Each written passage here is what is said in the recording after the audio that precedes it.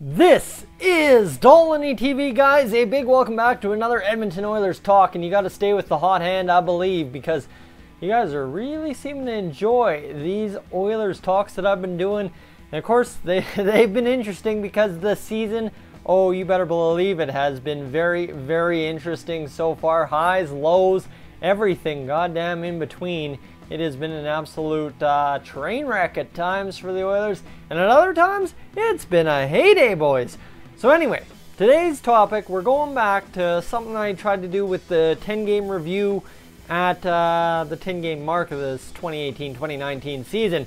Now, we're at the 20-game mark. Okay, 20 games. Can you believe it? The Oilers have already played 20 games. Remember when we said, man, they haven't played any games at all? Guess what? The season is a quarter of the way over, and we only have 9 wins. So here's the problem. What are the Oilers' top priorities at this point? Now, you heard top priorities. Well, gee, Tyson, the Oilers need to make the playoffs. That's the top priority. That's the top priority for the year. So calm down before you shove that theory down my throat.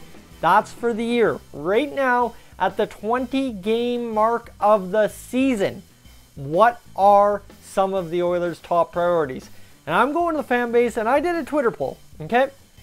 And I did not expect to receive this pretty much unanimous of a well-rounded vote, honestly, but that's exactly what I got. Only 20 votes on it, but I'm gauging it based on my following, so we should be good there.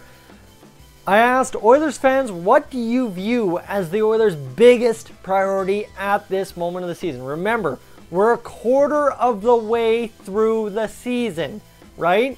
So things are kind of starting to separate them in the Pacific Division, though. Let's go back to the Pacific Division stats. It ranges from 13 to 25 points top to bottom. The LA Kings are at the bottom. San Jose Sharks, Erik Karlsson in tow. I literally say in tow because up until the other night he didn't even have a goal. Either way, 25 points for the San Jose Sharks.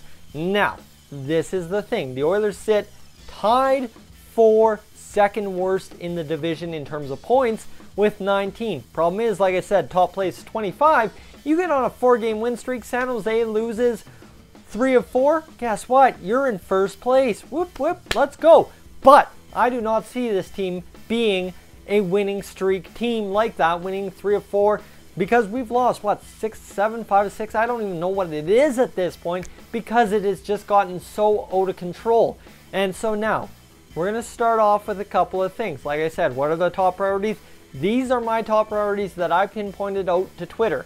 Now, you guys know. You guys know very, very, very well what I have been calling for to be the top priority for the Edmonton Oilers. Firing Todd McLellan. Head coach Todd. The Todd father. Whatever you want to call him. He needs to go. Why? Why do I think this needs to be a top priority? Well, this needs to be a top priority because, as you guys have seen, I've complained very, very much so about the defensive schemes and the way the Oilers are playing defense in their own zone. Obviously, it's just been a train wreck. That Calgary game, the only reason Calgary was able to tie that game was due to defensive incompetence. Now, Calgary game. I didn't watch the Vegas game. I can't comment. I won't comment. But going back to the Calgary game, what happened? Bunch of line juggling, and I'm sorry, Milan Lucic in the third period, down a goal or tied, trying to get this game going, put on the line with Connor McDavid. Just mind-numbing knowing what we have seen out of Lucic the past 2 years. Why? Why would you make that move? Yes, the Battle of Alberta was getting out of hand in those first 2 periods. Hell, I'm not going to argue. Best game I've seen live in a long while. I'm sorry, as a biased Oilers fan, it was absolutely trash, though, in that third period. Now, let's go back to it. Lucic on that top line. In that third period alone, I counted 3 passes to the middle in the neutral zone to Connor McDavid that were tipped or taken directly by the Flames and brought back the other way. I'm sorry, in the third period, you cannot afford a guy to do that twice. The Oilers allowed Milan Lucic to do that 3 times. That don't cut it. That's a coaching thing. That is where an axe falls on a coach. I am sorry. So that's, you got to chop Todd. Okay, that's my top priority. That's what I'm telling you.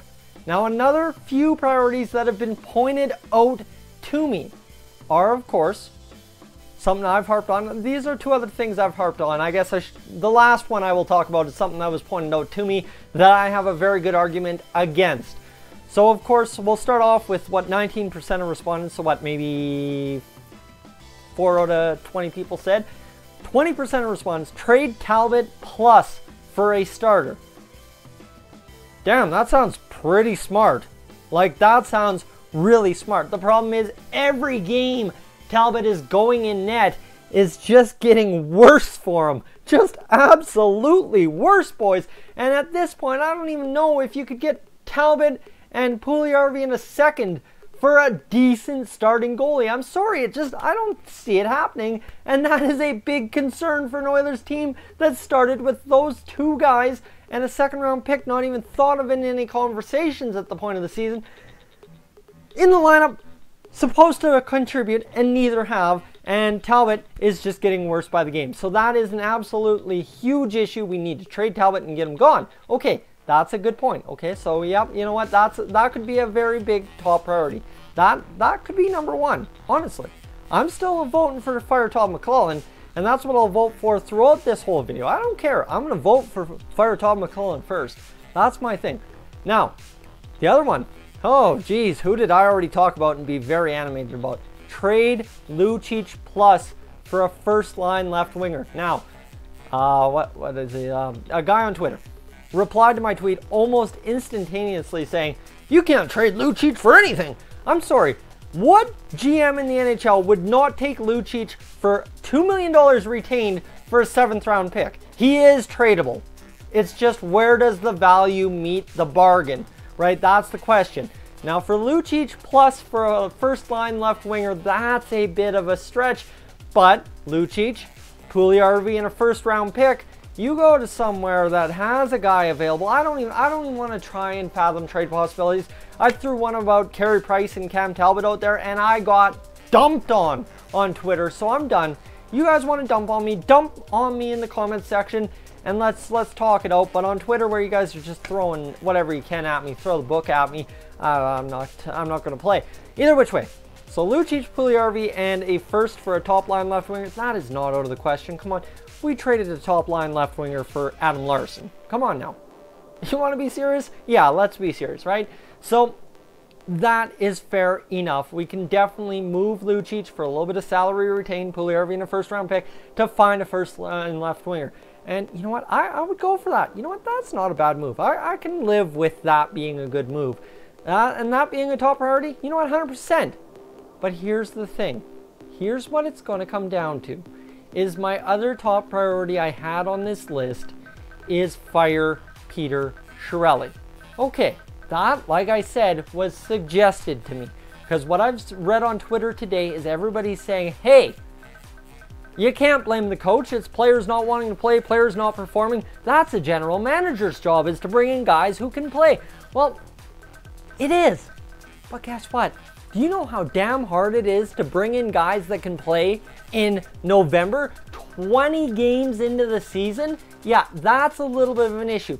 And now let's go to the Talbot trade that I talked about. Let's go to the Lucic trade that I talked about. If Peter Chiarelli, of all men, cannot wizard something up for absolutely nothing in return, how the hell do you expect a GM to walk into our team and 20 games into the season, 22, whatever it is, when some people want Chiarelli fired, is able to get in there and just trade Lucic tomorrow, the day after he's hired, and then trade Cam Talbot and get a number one starter? It's not going to happen. Peter Chiarelli is an issue. Yes, I will vouch for you guys that are on the side of saying Peter Chiarelli is an issue. No problem. You've got my support. Problem being is when you go to say firing Chiarelli 20 games into the season at almost a .500 record is going to solve the Oilers' problems faster than a coaching change. No, it is not. Because like I said, the defensive incompetence of this team at this point is on the coaching staff, and all it takes is a voice that the Oilers want to listen to when they're playing hockey, and you will suddenly have a team that wants to win hockey games. It's as simple as that. Guys, I think I've hit my time limit. you know what? Yes, I have, so we're good. I am animated enough. I'm going to leave you guys alone for now. I'm done yelling in your ears. And I will let you guys have the say in the comments. What should be the Oilers' top priority? Should it be one of the 4 items I talked about in this video? Or should it simply be something else? And you can tell me in the comments section down below. Guys, this has been Dolynny TV. I'm Tyson. If you guys love the Oilers talks and you've kind of come back for 2 or 3 and haven't hit that subscribe button, make sure to do that right now before you hit out. And I will catch you guys, as always, in the next one.